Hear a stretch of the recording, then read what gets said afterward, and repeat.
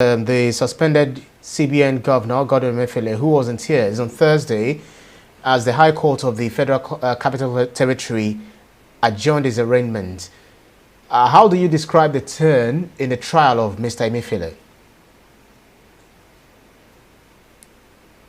You know, anyone in his shoes will probably break down. This is a man who had everything, who even flirted with the idea of becoming president of Nigeria. And since June 10th, he has been in detention. That's already more than 2 months. It was just a day after the president announced his suspension that he was detained.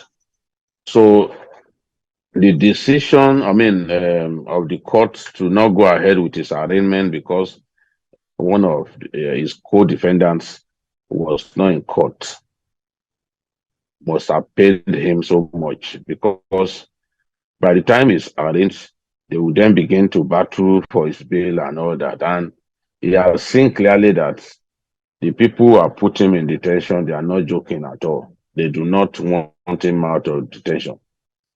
Now, 20-count charge of conspiracy, of procurement fraud, conspiracy, and of conferring corruption advantages.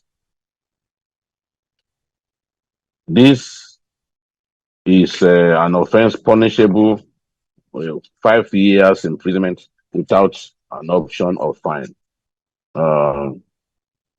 You will remember that on July 25, he was arraigned on a 2-count charge of illegal firearms possession. They've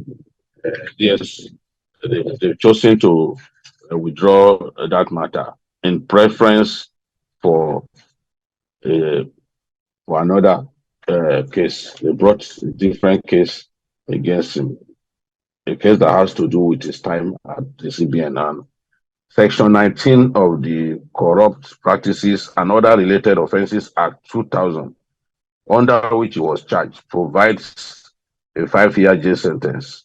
And it says any public officer who uses his office or his position to gratify or confer any corrupt or unfair advantage upon himself or any relation or associate of the public officer shall be guilty of an offense and shall on conviction be liable to 5 years without an option of fine.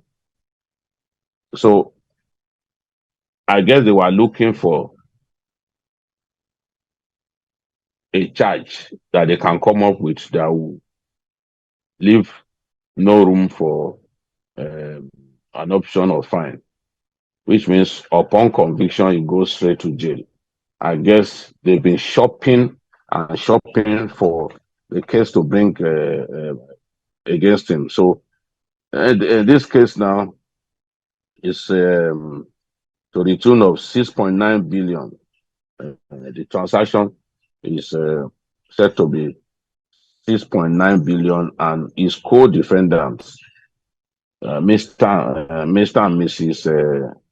Ramalan Yero, they had been arrested before now, released by the court, but the EFCC, the DSS, refused to release the couple.